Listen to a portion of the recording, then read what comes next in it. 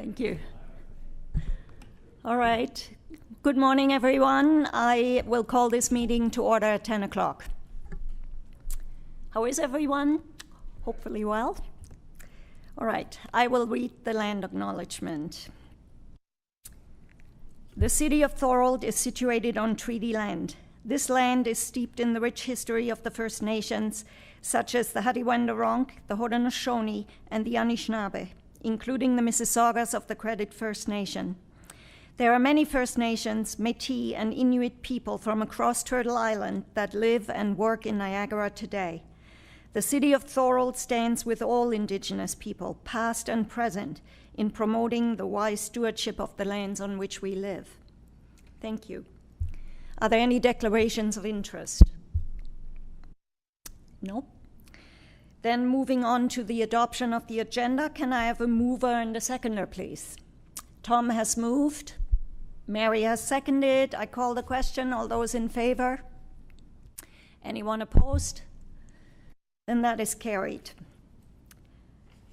Adoption of the minutes of the June 24th meeting. Can I have a mover and a seconder for that?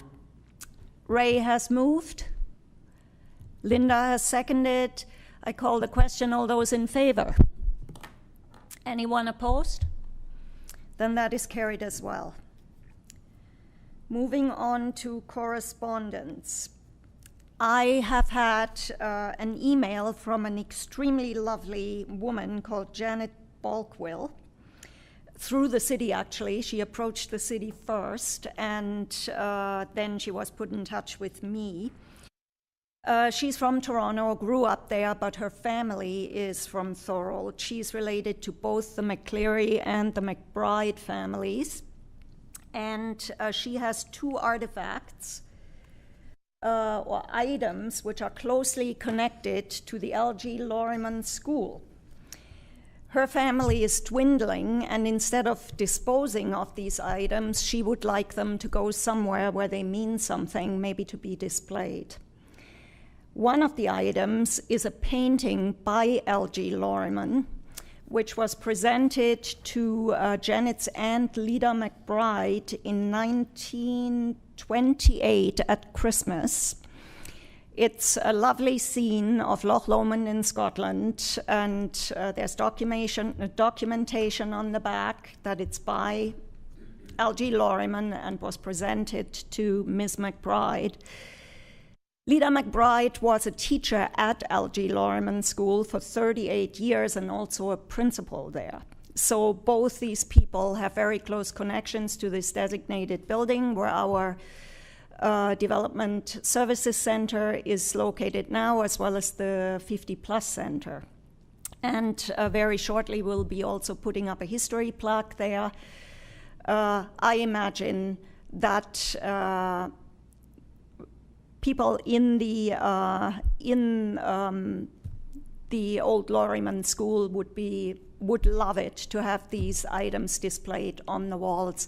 I was thinking maybe in the lobby of the 50 Plus Center, maybe not right in the entrance where there's too much access for the public, but maybe right once you get into the center. That can be decided by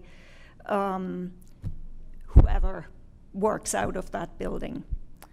So it's extremely generous of Janet to offer these things. It's actually a really nice painting, so Mr. Loriman had some talent, just to point that out.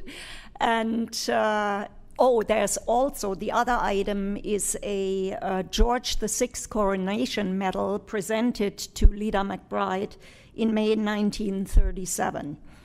So whether you're a monarchist or not, this is part of Canada's history, and I guess a school teacher from Thorold being presented with that medal is pretty special. So that's the other item that Janet would like us to have. So I'll send a note to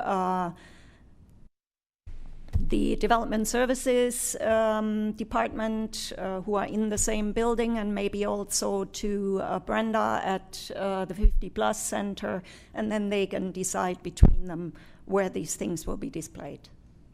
Do you have them already? No, she lives in Toronto, but in the near future, she will drive out to Thorold. Her relatives are actually buried in the old Lakeview Cemetery, so she comes regularly.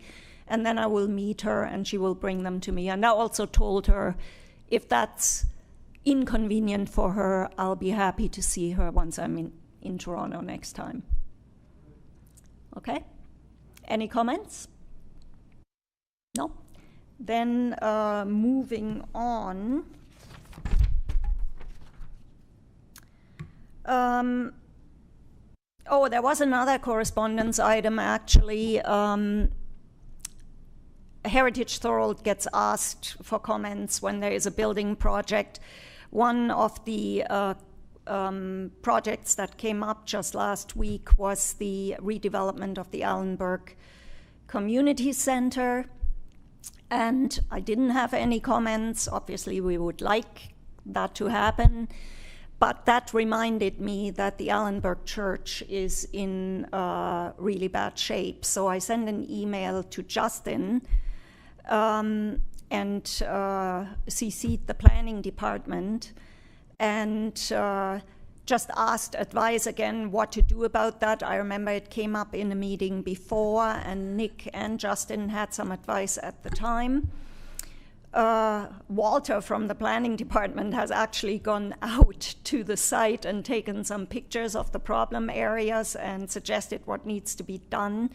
So what we'll have to do now is go through the proper channels of how to approach that to hopefully get the owner to address those issues. All right, any comments? No? Okay, then, yes, Linda? No, we don't. We actually tried to find out once before. It's a business number in Mississauga or Etobicoke or somewhere without a name. Apparently there's a way of finding out that name, but you have to know how to do that. I don't, so I would have to ask somebody at the city to find that out for me, I guess. All right, I think it would actually be better if the city approached this person rather than the Heritage Committee, because from what I remember Nick saying at the time and what Walter told me yesterday, this is actually an item for the Property Standard Guidelines bylaw. So it would probably go through that channel. Okay? All right, then moving on to financial. I still don't have any more invoices that I have submitted. But number 2, budget. I mentioned last time that in the past, Morgan, who was one of our planners then, had suggested we get together in July to talk about budget rather than doing that later in the year when the budget has already been decided. So I approached Walter about that, and we met and talked about the budget, including the issue that Morgan brought up, that the requested items could be worded in a way that makes the budget a little bit more flexible. Over the past years, usually the budget mainly was made up of 2 designations with an itemized list of what each designation entails, plus office expenses and printed materials and such. But the main expense was always the designations, which it will still be, but the thing is we don't always have 2 designations.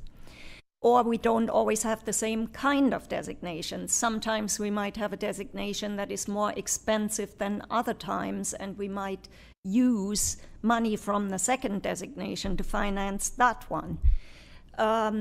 We have also, or we put up plaques, commemoration plaques, which don't fall exactly in the same category. Sometimes they go in front of a designated building, but not always. So Walter made the suggestion that instead of, listing it under 2 designations, we itemize it under plaques. And those plaques can be either designation plaques or commemoration plaques or a replacement plaque or whatever. And that actually would make sense for other items as well, like printed materials. If we don't need brochures for an event or a designation, we can maybe have printed materials for something else, like educational materials or a new brochure at one point. And it also should really apply to the cultural heritage reports. In the past, we have commissioned reports if there was no designation. For instance, for the Summit Tavern, which is one of the most important buildings in downtown Thorold, but it is not designated and won't be designated. In fact, it is a demolition project, but it is still, because of its history, important to document that. And those reports can at one point go into the museum archives if that, once that is built. So I will, in the next couple of weeks or so, get sort of a budget ready for planning to review and see whether they are happy with that. Distribute the funds that we got for this year, because we have one of those designations that will be bigger than a regular one. It will also not be finalized this year, but this designation will entail a bigger report, since there's 2 buildings that research needs to be done on, and they are not directly connected, like it's not a house and a barn that belongs to the house. It's a mill and a school, which have different history and different architectural specifics, and they just happen to be on that same site. And then there's also, obviously, the landscape that ties it all together. Okay. So that were our budget discussions. Are there any comments, any suggestions, what I should put into this budget, how I should word it? I'll take any kind of advice. Yes. Yeah, through you, just a note that next year we'll have a smaller budget. We'll be ending in July meetings. Yeah. So just a note on that. Yeah, we're still planning some stuff though, but I'll keep that in mind. So I put in my requests, and then they can see whether that's doable or not. I mean, they will decide on that. Okay, thank you. Then we're moving on to ongoing business, installation of history plaques for designated properties. Any news on the Pew or the Carter Holland House? Have those plaques been installed yet? No? Okay. And the Lorryman plaque obviously has not been installed yet, because I haven't had the word yet from Greg at McGee that it's ready, and for me to bring one of our stands there. But I will send him an email this afternoon and just ask for a time frame. Okay.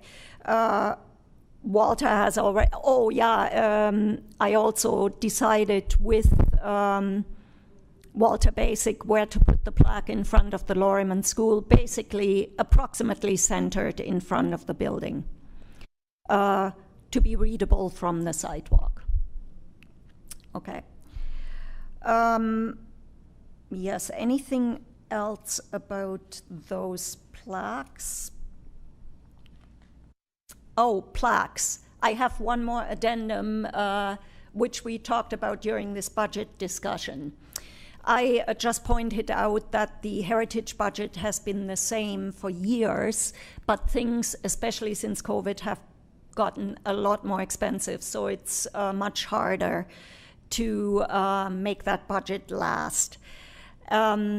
Walter made the suggestion that these very expensive bronze designation plaques could maybe be changed to aluminum plaques. I know we have discussed this before, we didn't move on it then, but apparently they look identical. Grimsby, who have designated a lot of buildings in the last couple of years, have switched to aluminum, and it's a lot more economical. So I suggest that we do the same. That gives us more funds for other things. I don't think it matters if except for knowing that it's bronze, you won't see the difference otherwise. I don't think it matters if it's made out of a more inexpensive material. There's also less of a probability of theft in that case, obviously. Yes, Tom? Thank you, Madam Chair. I was in Grimsby and I happened to and it is really impressive. Yeah. Look at it. And when I was talking to some folks there, and theft was a problem for them also. And they felt that by doing that, it's a savings, but really it's going to deter the thefts. Yeah. And I think that's something for us that we have to really consider. Okay, good. Okay, thank you. Yep. That is one way, by the way, how we can keep our budget lower next year, because the designation plaques will be ordered next year. Okay, moving on to the next item on this under ongoing business. Oh, heritage permit. Any updates on the status of that, Nick? Thank you, Madam Chair. Yeah, I mentioned last time I spoke with Walter, and we're working on doing some research just to see what a permit program would look like. So expect some news on that in the next meeting or two. Okay, great. Thank you very much. You're welcome. Okay, moving on to overdue Heritage Awards. No news yet. I was in contact with Andre right after I contacted him earlier in the year, and then he was supposed to get in touch with me when he's in the area to meet and talk about this, but he hasn't yet. He has my number. I can also send him another message and just remind him in case it slipped his mind. And then we're moving on to new business. St. John's Heritage Site designation. I already touched on a couple of things. There's not much news at the moment. Sarah obviously is in the middle of research. And once there is news about that, then obviously I will inform everybody. The heritage report on this site will cost $2,500 for 2 buildings plus a landscape, instead of the usual $1,500 for just 1 building. Okay. Any questions about the St. John's site? No? Okay. Then moving on to work plan and designation priorities. Here, I would like to talk about the old Lakeview Cemetery again. I have contacted Jeff Holman and Mark Richardson about this to find out by when they expect ownership to be transferred to the city. I was told that these things usually take a long time because there's all sorts of formalities that have to be sorted. They expect there to be a result by the end of the year. Everybody seems to be pretty sure, though, that this will happen. And whatever happens, or whenever it happens, and even if Transport Canada were to change their mind and keep these lands after all, this is a historic site where numerous old Thorold families are buried, and many of them after the flooding of the old cemeteries during the construction of the Fourth Canal. The fact that this cemetery is a collection of several relocated cemeteries makes it special in itself. Besides the historic graves that it contains, it also, as Tom pointed out last time, contains the graves of 2 Butler's Rangers. And it is also a natural heritage site because there's beautiful old tree growth there, and also carries cultural heritage in its connection to Japan through the cherry trees that were donated by a school in Japan, which was founded by a 19th century Thorold missionary who founded a girls' school in Japan when education for women there was basically unheard of. So all these things make this site extremely eligible for designation. Because the city does not own the site yet, we don't want their permission yet, but what I would like to do, and it's within our budget, and we won't go over budget, I would like to have a motion for council to allow us to use part of this year's heritage budget to commission a cultural heritage report on the old Lakeview Cemetery with intent of future designation. Let's ask Justin first, or Nick, whether we can do that. Well, we can always ask. You can always ask. I'm not sure. Yeah. Okay. And I'll be happy to come to council and give a presentation why. So, Ray moved, Linda seconded. All those in favor? Anyone opposed?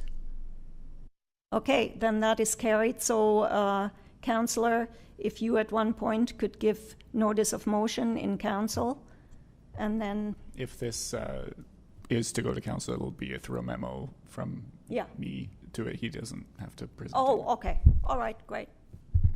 All right. So that, in that case, it would still be, if we were allowed to do that, it would still be potentially possible to designate the cemetery before July next year, because the research report would already be out of the way, if Transport Canada moves quick enough. Otherwise, it would have to be deferred until the next year. Okay? All right. Then we move on. There's no news on the other items. Those are the only designation items at this moment. Events, fairs, educational things. Market days, there will be one more that we will be present, which is the last one on a Saturday in September. Remembrance Day, we already decided we would lay a wreath, and Councillor, you are going to arrange that with the Legion.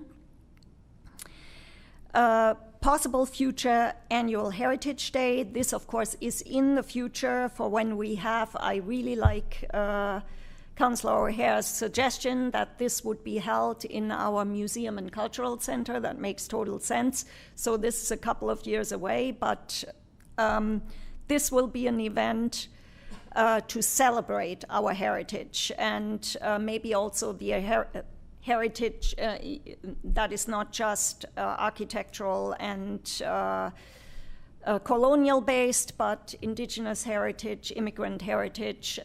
It would be nice if this were an inclusive event. There could also be food vendors outside the center, things like that, but that's in the future. There is one more, one other heritage evening that we could do sooner than that. And the reason I'm bringing this up now, last Tuesday, I went to a heritage presentation in Fonthill. It was a Town of Pelham heritage presentation and information evening. The Town of Pelham doesn't have a heritage committee, so this was presented by staff. And they are just trying to set up a program to inform the public and about what designation means, and maybe get owners to consider to designate their historic properties. Obviously, that's as much of a problem in Pelham as it is everywhere else. Pelham actually only has 8 designated sites.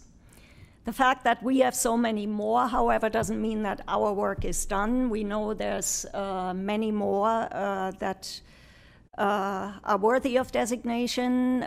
We have areas that are worthy to be heritage conservation districts. In order to make these things happen, in order for the city to even consider spending money on these things, we have to address the public first and kind of create confidence that this is not a headache and a bad thing, but that it can actually be a good thing. The mayor actually suggested to do something like this to me a year or two ago. Now I'm thinking we really should, maybe at the beginning of next year, after budget and all that stuff is over, but before it gets really busy. Maybe it will be busy anyways because it's only half a year, but I'm thinking maybe March or April. And this would be an actual information evening, open to the public, advertised on the city's website, but with certain people, like people who own historic homes that are not designated, specifically invited to attend. Also business owners or property owners in our downtown core on Front Street, specifically invited to attend. And we can do a presentation with information about Thorold's history, about how Thorold has grown in the last few years and how it has blossomed into a hotspot, which is largely due to its amazing heritage. So if we can think about something like that and fit that into next year's budget, it doesn't have to be an expensive event. We would need a space. The 50+ center on Carlton Street would be ideal, I think. There's enough room there. I don't know, does that space cost money, Councillor, or can you use it? No, I believe there is a rental fee, a cleaning fee, that sort of thing, but it's very affordable. Okay. Yeah, and we won't have the same amount of events that we would go to next year in terms of printing materials and all that, because the year will be over so quickly. So that would be something that I think would be very beneficial to advertise and just promote heritage in Thorold. Comments? Is everybody in agreement? Good idea. Okay, then let's. We're closing down for business for 2 months, but maybe in September we can start talking about how we're going to go about it. I will find out how much the 50+ center costs and whether and when we could have it. And then also put it into my budget requests to planning and see what they say. Okay? Great. All right. And then there's one more item on our work plan list that was brought to my attention by Wynne. Wynne, do you want to talk about those plaques that St. Catherine's has on? Sure, thank you, Madam Chair. So just in all sprinkled throughout the downtown of St. Catherine's, what they have are what they call history in sight. So it's basically wherever you're standing, you see a vista of, you know, some buildings in the main downtown core. And then there will be a sign that shows, you know, archived photos of exactly where you're standing, how it looked back in the day. So just seeing that was really cool, with a little write-up about, you know, what is this building, why is it important, things like that, and a QR code to take you to more information. So given that we have, you know, kind of similar things here in Thorold, and we do have a collection of archived photos and a wealth of history and knowledge, why don't we do something similar that can kind of help with tourism, or just, you know, educating the general public of just how cool our heritage really is. So maybe something to think about and see how we can work that into the budget also. Yeah, and maybe it doesn't all have to be done at once. We can do it bit by bit as we can afford it, like we do with the designation plaques that are missing, the history plaques that are missing in some front of some buildings.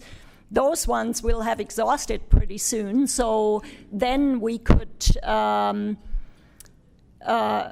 think it's a fantastic idea to actually give people a feel of what it was once like and how it has changed. Okay, yes, Councillor? Thank you, Madam Chair.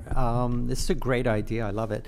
Maybe for our September meeting, we could capture a photo of some of these plaques and just bring it to share with the committee, have Justin put it up on the screen. Yeah, Wynn actually sent me a photo, I think on my phone, right? I forgot to send, when did you send that to me? Before I wrote up the agenda, but I forgot to include it for Justin then, and I didn't want to stress him out yesterday after he just came back. Short notice, but yes, let's have some photos of these plaques for next time, and figure out how much they cost and how many we can afford a year. Okay? Yes, Tom?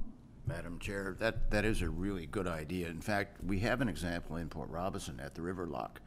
We have a picture from about 1905 that is right adjacent to the Riverlock, and many people stop and look at it and you know, really like the idea. So I think, yeah, we could do that for the city and really give a boost to the downtown area, but also the outlying areas. Yeah. Yeah, it's a great idea. Great. Thank you. Awesome. Okay. Then, does anybody have any comments regarding the outstanding items? No? Okay, then we'll go to roundtable. Mary. Thank you, Madam Chair. I have nothing at this time. Okay, Dave? Nothing at this time, thank you. All right, Wynn? Nothing for me, Madam Chair. Nick? Nothing here either. Thanks. Okay, thank you. Jonathan? Nothing at this time, Madam Chair. Ray? Nothing, Madam Chair. Linda, any comments? Okay, Councillor? Thank you, Madam Chair. Just one. I'm going to plug our community market, which is tomorrow evening. We have a band called Stuck in the 90s.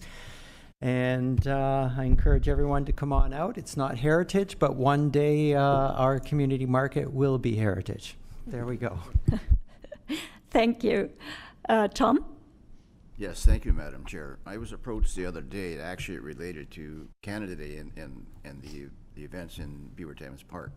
And the question that was brought to my attention when the question was asked, the surrender point actually for the surrender after the Battle of Beaver Dams. Ellen Hughes did an article about it, and it's been well documented. It's in the area where the battle actually took place on the other side of the canal. And this individual was asking me whether there was any future opportunity to have some type of marker put in that area to show where the actual surrender took place. To show where the actual battle was? Where the surrender took place. Oh, okay.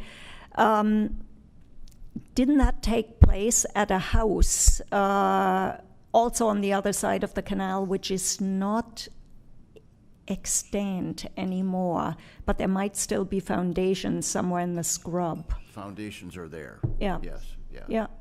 Yeah, why not? That's just a thought. I mean, Yeah. I said I'll ask the question because I've read Alan's report. Yeah. And he was fairly clear in terms of where it was. Yeah, yeah. It all depends on whether the owner, whoever owns that land, would be in agreement, because of course they might want to build right on there, but... I believe it's commercial property. Oh, okay. All right. Yeah, but let's keep that in mind, find out about that, and I mean... I'll do a little research. Great. Thank you very much.